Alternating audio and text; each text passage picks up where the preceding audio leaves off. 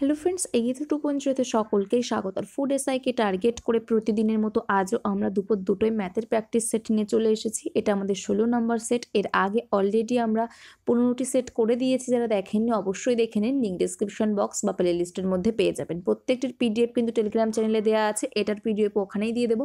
যারা এখনও পর্যন্ত যুক্ত হননি যুক্ত হয়ে যান, লিঙ্ক ডিসক্রিপশন বক্সে দেওয়া থাকবে। তো এখানে আমাদের টার্গেট টোটাল 30টি সেট করব, আর মাত্র 21 দিন বাকি আছে। তো 21 দিনে আর 14টি সেট করিয়ে দেব। তো যারা চ্যানেলে নতুন, চ্যানেলকে অবশ্যই সাবস্ক্রাইব করে রাখুন নেক্সট ভিডিওগুলোর আপডেট পাওয়ার জন্য। তো এখানে 50-এ কীভাবে আপনারা ম্যাক্সিমাম নাম্বার অ্যাটেম্প করবেন এবং সেটা কম সময়, সেটাকে কিন্তু টার্গেট করা হচ্ছে। তাছাড়া WBCSে কী টাইপের কোশ্চেন এসেছিল সেটা আমরা সকলেই দেখেছি। তো সেটাকেই মাথায় রেখে 2 থেকে 3টি প্র্যাকটিস সেটের বুক অ্যানালিসিস করেই কিন্তু এখানে আমি কোশ্চেনগুলো নিয়ে আসছি। তো আশা করছি সমস্ত টাইপ কিন্তু আপনাদের কমন চলে আসবে। কোশ্চেন কমন পাবেন এটা বলাটা ভুল, কারণ কোশ্চেন কমন পাওয়া খুবই ভাগ্যের ব্যাপার এবং সেটা খুবই ডিফিকাল্টও। তো সেই কারণে বলবো প্রত্যেকটা কোশ্চেনের টাইপ কিন্তু আপনারা কমন পাবেন। তো টোটাল 30টি সেট করে যাওয়ার চেষ্টা করুন এবং তার আগে, এক্সামের আগে আমি কিছু সাজেশনও দিয়ে দেবো যেখান থেকে আপনাদের অনেকটাই হেল্প হবে। তো চলুন শুরু করো। ফার্স্ট কোশ্চেন কি বলছে দেখে নেব।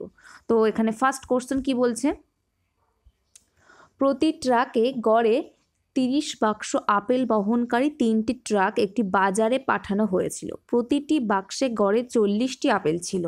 যদি সমস্ত আপেল 65 টাকা কেজি দরে 52,000 টাকায় বিক্রি করা হয়, তাহলে 4 কেজিতে কটি আপেল থাকবে সেটা আমাদের নির্ণয় করতে হবে।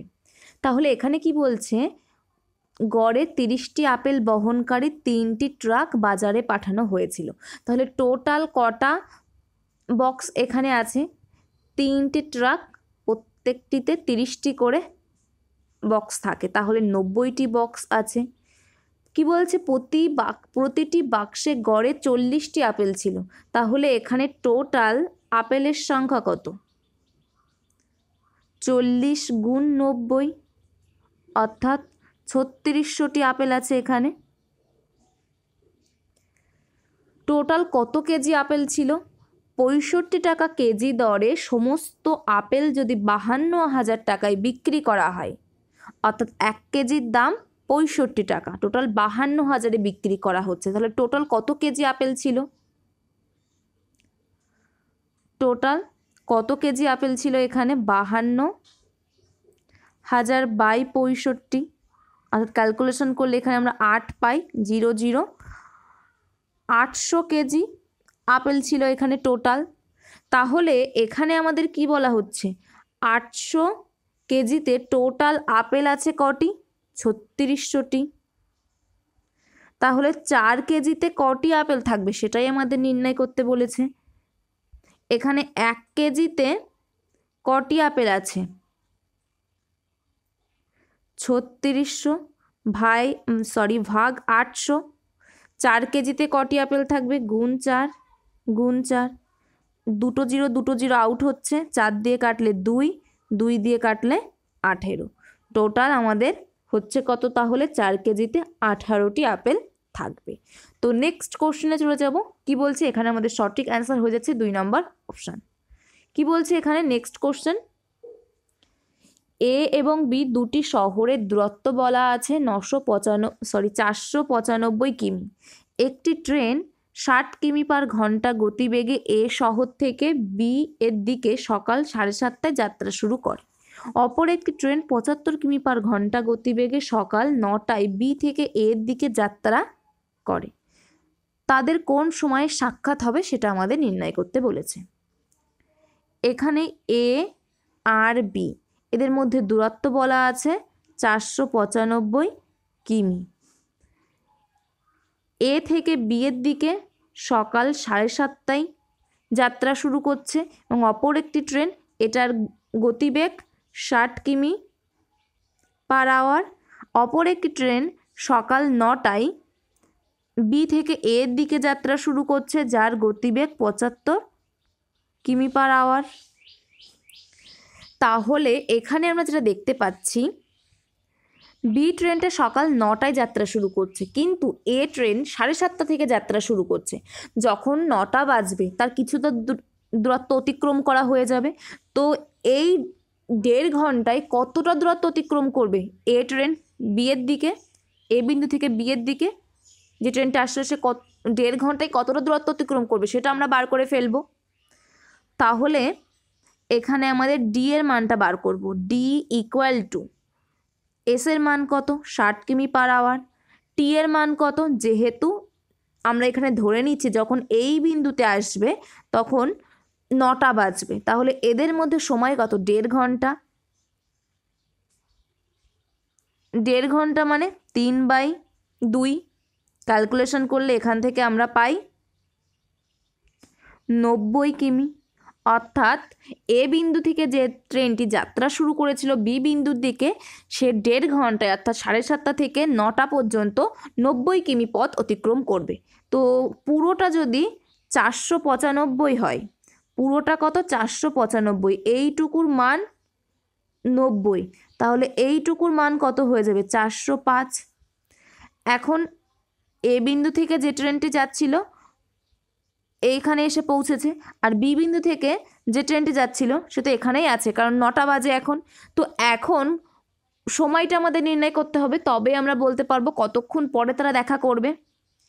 টি এর মান বার করব, এখানে ডি এর মান বলা আছে 405, এস এর মান কি হবে রিলেটিভ স্পিড অর্থাৎ আপেক্ষিক গতিবেগের মানটা কত হয়ে যাবে, যেহেতু উভয় ট্রেন একে অপরের দিকে যাচ্ছে অর্থাৎ বিপরীত দিকে যাচ্ছে, তাহলে এখানে রিলেটিভ স্পিড অর্থাৎ আপেক্ষিক গতিবেগের মান কত হয়ে যাবে 60 যোগ 75 5 13 অর্থাৎ 135 কিমি পার আওয়ার হয়ে যাবে। অর্থাৎ আমাদের যে আপেক্ষিক গতিবেগ সেটার মান হয়ে যাবে 135 কিমি পার আওয়ার। তো 135 ইন্টু টি, এখান থেকে আমরা টি এর মানটা নির্ণয় করব। তাহলে টি এর মান আমরা এখানে কত পাচ্ছি, ক্যালকুলেশন করলে এখানে আমরা 3 ঘন্টা পাচ্ছি। তাহলে দুটো ট্রেন তারা 3 ঘন্টা পরে একে অপরের সাথে মিলিত হবে। তাহলে কত সময় কোন সময় তারা সাক্ষাৎ করবে, 9টা থেকে আরও 3 ঘন্টা পর অর্থাৎ 9 যোগ 3, তার বেলা 12টার সময় তারা দুপুর 12টার সময় তারা একে অপরের সাথে সাক্ষাৎ করবে। সঠিক অ্যান্সার হয়ে যাবে এখানে 2 নম্বর অপশন। নেক্সট কোশ্চেনে চলে যাব, কি বলছে 96/4/6 96 গুণ 4/6 ক্যালকুলেশন করলে এখানে আমরা কত পাই 16, 4 16 64, 64 থেকে 32-এর 3/4 অংশ, 32-এর 3/4 ক্যালকুলেশন করলে 4 দিয়ে কাটলে 8, 3 8 24, অর্থাৎ 64 থেকে 32 কত শতাংশ কম, কত কম সেটা আমরা দেখতে পাচ্ছি। কত কম এখানে 0 40 কম, কার থেকে 64 থেকে, ভাগ 64 ইন্টু 100, যেহেতু আমাদের শতাংশ নির্ণয় করতে বলেছে, ভাগ 64 গুণ 100 আমাদের শতাংশ নির্ণয় করতে বলেছে। এটা ক্যালকুলেশন করলে প্রথমে আমরা 4 দিয়ে কাটবো 10, 4 দিয়ে কাটলে 16, 4 দিয়ে কাটলে 4, আর এটা আমাদের থাকছে 25, 2 দিয়ে কাটলে 2 আর 5, তাহলে এখানে আমরা কত পাচ্ছি 125/2%, যেটার মান কত 62.5%। তো সঠিক অ্যান্সার হয়ে যাচ্ছে এখানে 1 নম্বর অপশান। নেক্সট কোশ্চেন চলে যাব, কি বলছে এ একটি কাজ দিনে 5 ঘন্টা কাজ করলে 8 দিনে সম্পন্ন করতে পারে। দিনে 6 ঘন্টা কাজ করলে বি একই কাজ 10 দিনে সম্পন্ন করতে পারে। দিনে 8 ঘন্টা একসাথে কাজ করে তারা কত দিনে কাজটি শেষ করতে পারবে সেটাই আমাদের নির্ণয় করতে বলেছে। তাহলে এখানে আমরা যেটা দেখতে পাচ্ছি এ 5 ঘন্টা কাজ করছে টোটাল 8 দিনে, তাহলে একে টোটাল কত ঘন্টা কাজ করতে হচ্ছে 40 ঘন্টা। 5 ঘন্টা করে যদি 8 দিন কাজ করে টোটাল 40 ঘন্টা কাজ করতে হচ্ছে। বিকে টোটাল কত দিন কাজ করতে হচ্ছে 6 ঘন্টা করে, যদি বি 10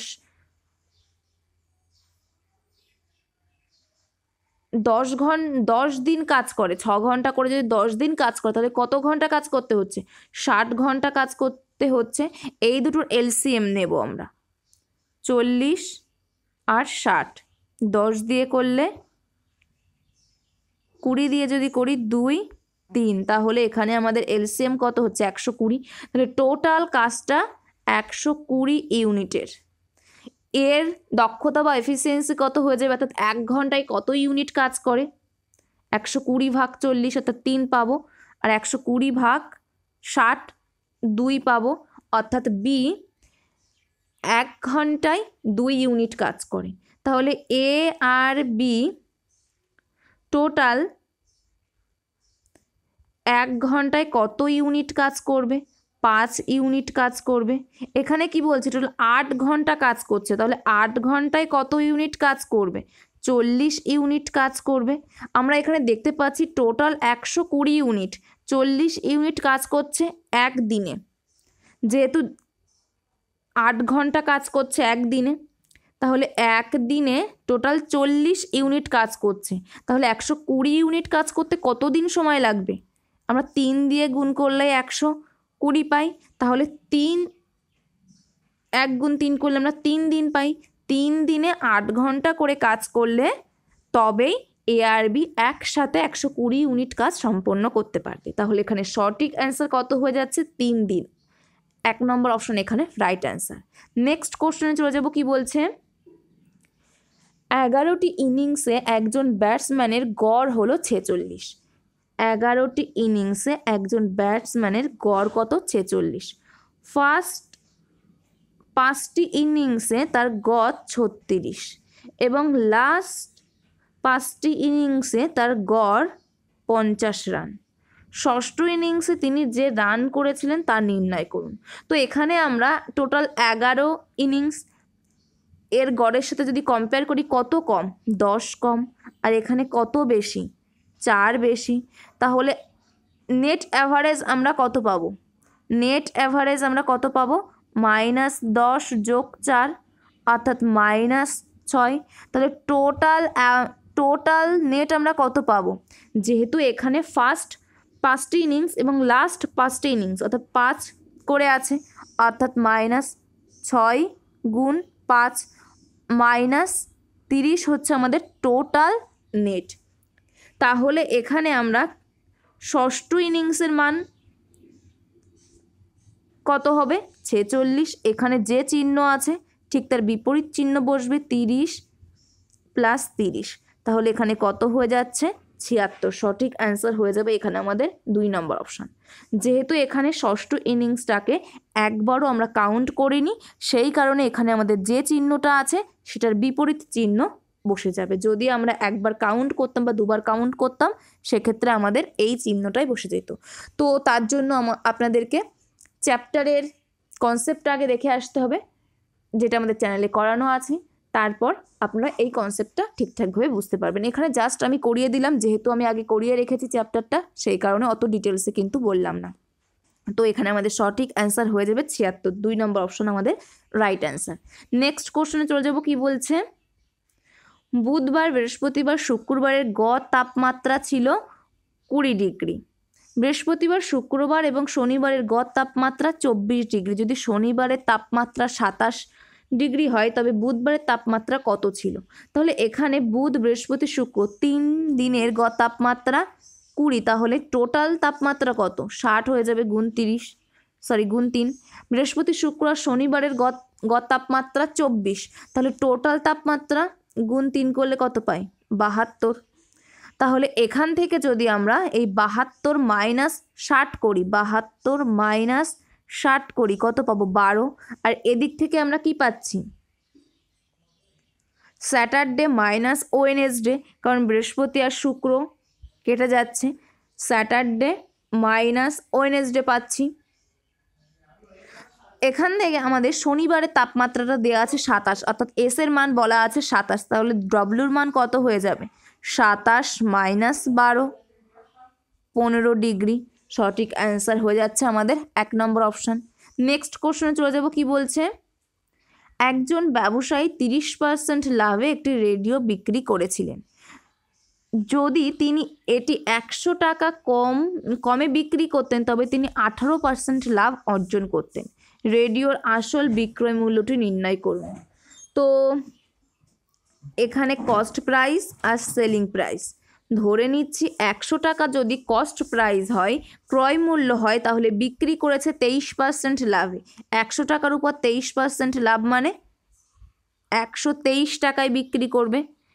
এবং 18% লাভে যদি বিক্রি করে, ধরে নিচ্ছি 100 টাকা কস্ট প্রাইস অর্থাৎ ক্রয় মূল্য, 100 টাকা ক্রয় মূল্যের উপর যদি 18% লাভে বিক্রি করে, তাহলে সেলিং প্রাইস হয়ে যাবে 118।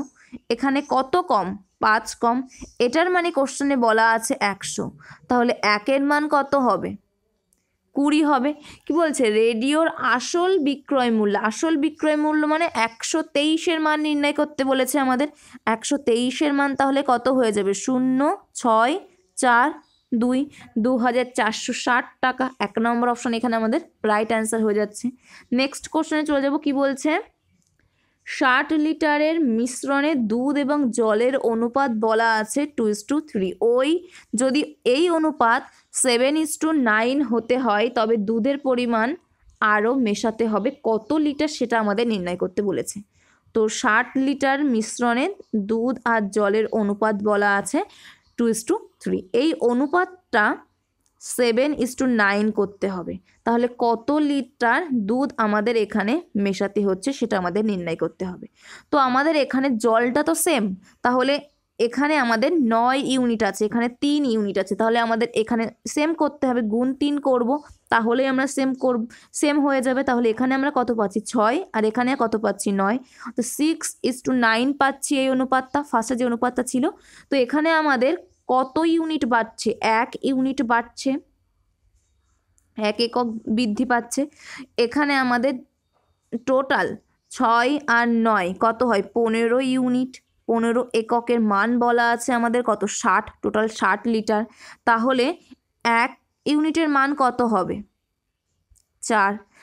তো এখানে যেহেতু 1 ইউনিট আমাদের বৃদ্ধি পেয়েছে, তার মানে 1 লিটার আমাদের মেশাতে হবে, 4 লিটার আমাদের মেশাতে হবে। সঠিক অ্যান্সার হয়ে যাবে এখানে 2 নম্বর অপশান। 4 লিটার দুধ আরও এক্সট্রা মেশাতে হবে, তবেই অনুপাতটা 7:9 হবে। নেক্সট কোশ্চেনে চলে যাব। কি বলছে? এখানে আমাদের এক্স এর মান নির্ণয় করতে বলেছে। 7-এর পাওয়ার কত আছে? x-2 ভাগ 7-এর পাওয়ার আছে 3, ভাগ মানে বাই চলে যাবে, 7-এর পাওয়ার 3 ইকুয়াল টু, এখানে আমরা 7-এর পাওয়ার কত লিখতে পারবো? 10 ভাগ 5। ক্যালকুলেশন করলে 7-এর পাওয়ার আসছে 2। তাহলে এটাকে আমরা কিভাবে লিখতে পারবো? 7-এর পাওয়ার x-2 - 3 ইকুয়াল টু 7-এর স্কোয়ার। যেহেতু এখানে আমাদের সহগ সমান, পাওয়ার দুটো আমরা সমান করে দিতে পারি। x-5 ইকুয়াল টু 2, তাহলে x এর মান কত হয়ে যাচ্ছে? 7। সঠিক অ্যান্সার হয়ে যাবে এখানে 1 নম্বর অপশান। নেক্সট কোশ্চেন চলে যাব। কি বলছে? জেন লটারি জিতেছে এবং বিজয়ী রাশির 1/3 ভাগ সে পেয়েছে। 6,000 টাকা সে দান করেছে, যা তার প্রাপ্ত টাকার 1/6 ভাগ। তাহলে লটারির মূল্য কত ছিল তা নির্ণয় করুন। তো এখানে আমরা ধরে নিচ্ছি লটারির মূল্য x এবং বিজয়ী রাশির 1/3 ভাগ, অর্থাৎ x-এর 1/3 ভাগ সে পেয়েছে। x-এর 1/3 ভাগ, তাহলে সে কত পেয়েছে? x/3 পেয়েছে। এটার আবার 1/6 ভাগ সে দান করেছে, তাহলে দান করেছে কত? x/3 into 1/6। এটারই মান বলা আছে কোশ্চেনে 6,000। তাহলে x এর মান কত হয়ে যাবে? 18 ইন্টু 6,000, অর্থাৎ 1,08,000।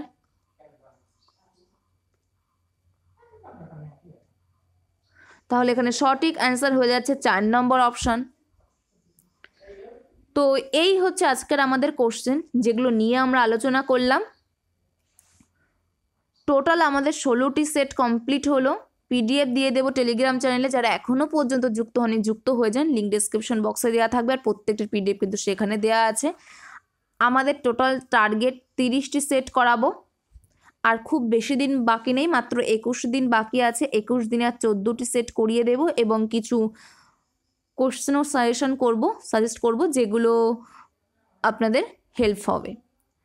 তো এখানেই শেষ করবো ভিডিওটি। যদি ভিডিওটি ভালো লেগে থাকে অবশ্যই একটি লাইক করে দিন, আর বন্ধুদের মধ্যে একটু শেয়ার করে দিন যাতে সকলের মধ্যে ভিডিওটা ছড়িয়ে পড়ে এবং নেক্সট ভিডিও আপলোড করার আমি একটু উৎসাহ পাই।